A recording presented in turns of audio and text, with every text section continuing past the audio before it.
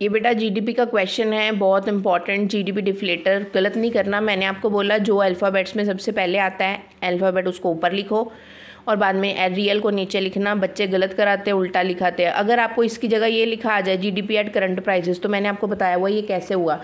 जब आपने GDP count करनी होती है तो प्राइस इनटू क्वांटिटी करते हैं। तो नॉमिनल जीडीपी में क्या होता है, प्राइस करंट ईयर की ले लेते हैं हम, क्वांटिटी तो लेनी ही करंट ईयर की है। तो इसकी वजह से इसमें क्या आ जाता है, ये करंट प्राइसेस बन जाता है, जीडीपी एट करंट प्राइसेस। और इसमें इन्फ्लेशन का इम्पैक्ट नज़र आता है, जो कि अच्छी बात नहीं है। इन्फ्लेशन नहीं दिखनी चाहिए हमें, क्योंकि इन्फ्लेशन ज़्यादा होएगी, प्राइस ज़्यादा होएगी, क्वांटिटी ज़्यादा है तो जीडीपी की ज़्यादा वैल्यू आएगी। ठीक है, रियल की भी वैल्यू हम ऐसे ही कैलकुलेट करते हैं, पर रियल में हम प्राइस बेस ईयर की ले लेते हैं, जीरो कर देते हैं, और क्वांटिटी करंट ईयर की लेते हैं। तो इसीलिए इसको जीडीपी एट कांस्टेंट प्राइसेस कहा जाता है। ठीक है, ये आपको डिफरेंस की फॉर्म में भी आ सकता है, आपको न्यूमेरिकल फॉर्म में भी आ सकता है।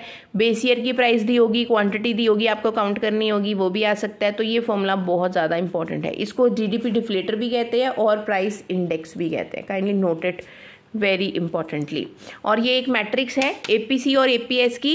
ये मैं ऑलरेडी आपको क्लास में बहुत बार समझा चुकी हूँ। ये ट्रू फॉल्स की फॉर्म में डेफिनेटली आएगी। एपीसी को आपने समझना है कंजम्पशन है, और एमपीसी को आपने समझना है कि ये एक चेंज इन कंजम्पशन है। पर एमपीसी और एमपीएस का तो बिल्कुल ही सिंपल सिनेरियो है ना, कि इसकी वैल्यू ही 0 और 1 के बीच में होती है। तो ना तो ये कभी नेगेटिव होती है बेटा, ठीक है, और ना ये कभी मोर देन 1 हो सकती है। देखो यहाँ पे एमपीसी कभी नेगेटिव होती है, नो। कभी एमपीसी मोर देन 1 होती है, नो। मोर देन 1 का मतलब यहाँ पे इनकम होती है। ठीक है, इनकम क्या इनकम से ज़्यादा होती है कभी? तो 1 जहाँ पर भी वर्ड होगा या इक्वल टू 1 होती है तो ये इनकम का लेवल है। ठीक है, इनकम याद रखना, ये ज्यूम करते हैं हम कि 1 इज इनकम एवरीवेयर। अब 0 और 1 के बीच में होती है। और एपीसी और एपीएस को आपने कैसे याद रखना है, नॉर्मल कंजम्पशन। क्या आपकी नॉर्मल कंजम्पशन कभी नेगेटिव होती है?